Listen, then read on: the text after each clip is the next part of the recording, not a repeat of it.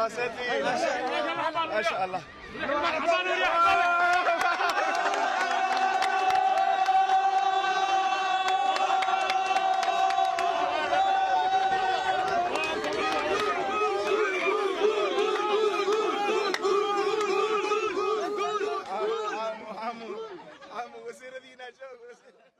dhammaan dadka sharafta leh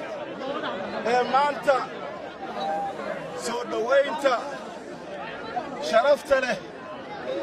ee dawladda wufuuddeedii ka kala socdaan degmada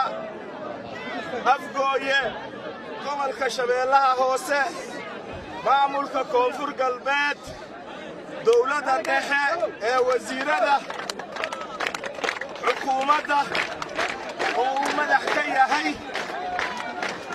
ra'iisul wasaare xasan cali khayre gudoomiyaha baarlamaanka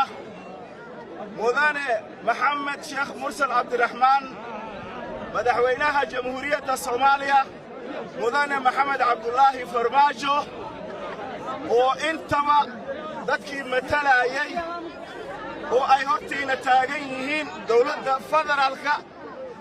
oo aanan u kala harin waxaan mahad ka celinaynaa marka ugu horeyso ciidamada qalabka sida xoogga dalka Soomaaliyeed nidaamka iyo kala dambeynta oo deegaankan muddo dheer ugu dambeysay ay ku soo celiyeen iyo nabadii dadkaan oo ah dad beeraley oo dawlad ku nool ah sidoo kale nidaamka ee maamulka sharafta leh ee degmada Afgooye iyo gobolka Shabeellaha Hoose oo ay ayagana iyo nabadgelyada booliskoodii ayagoo iskaashanaya ay u sameeyeen nidaam kala dambeyn leh guud ahaan waxaa sharaf inoo ah anoo magacoodii xildhibaankii deegaanka ku hadlaya marna kii deegaankan oo afar waan babasley la isku yiraahdo intarabaal cad degan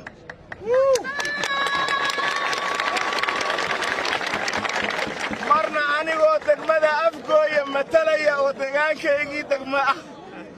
marna anoo gobolka Shabeellaha Hoose aan matalayo oo gobolkaygii ah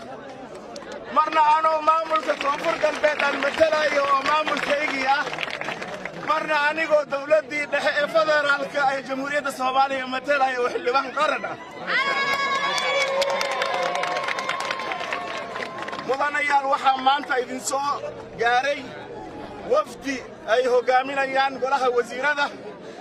oo ay ka kala socdaan wasaaradda gargaarka iyo ka hortagga masiibooyinka mudane wasiir Xamza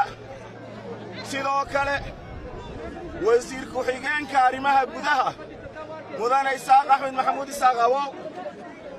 wasiir ku-xigeenka caafimaadka wasiirka gaashaandhigga oo isaga dhammaan بروتوكولka marka la isku daro wasiir ku-xigeenka caafimaadka oo mudane maxamed nahor kacayo oo aan asaga waxaan magaciisa gadaal ugu dhigay waxay tahay waa ninka nooga borotokool sareeyo oo hadli doono meeshana soo xiri doono ballanqaadkii dawladana idin siin doono marka isaga oo xukuumadda ra'iisul wasaare khayre magaceedii wata iyo wasiiradiisii oo udbahooda iyo dhigahooda ay wataan kii asaga gargaar u socdo kii caafimaad u socdo kii waxbarasho u socdo kii arrimaha gudaha dhammaan ee amniga iyo booliska ay socdaan aan meesha ka marneen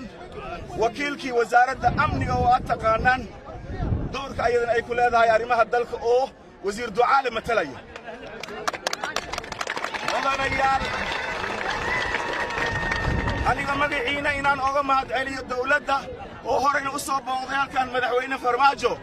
ayaan maantana waxaan rabaa inay arkaan dadkan ee Soomaali aan u sheegnay inay abaartii 49kii meeshii Soomaali oo dhan wax looga qeybay cuntada ee ayada u gurmatay inay deegaankan ahaayeen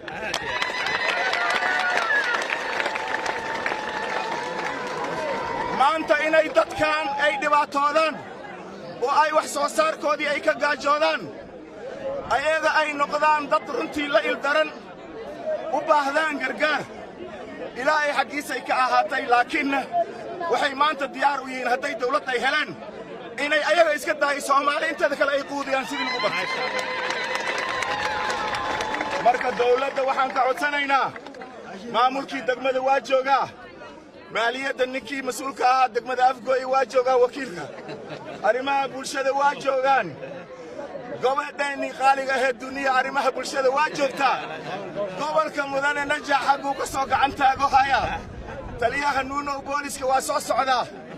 carabey waa joogaa jeeri xataa waa joogaa dowladdii hoose halka ma maqna dowladdii oo min degmo ilaa iyo qaran ilaa iyo maamul goboleed ay iswadato ayaa idin timid waxaan ka rabnaa waxqabad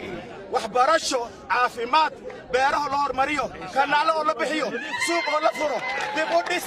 dadkaan oo dowladnimadoodii la soo celiyo waana ku faraxsannahay inay dhallinyaradeen ay ka qayb qaadanayaan talada dalka iyo amniga waxaadna arki doontaan wax kasta waaweyn sanad kastoo socdana aw buraale oo idinku casuumayna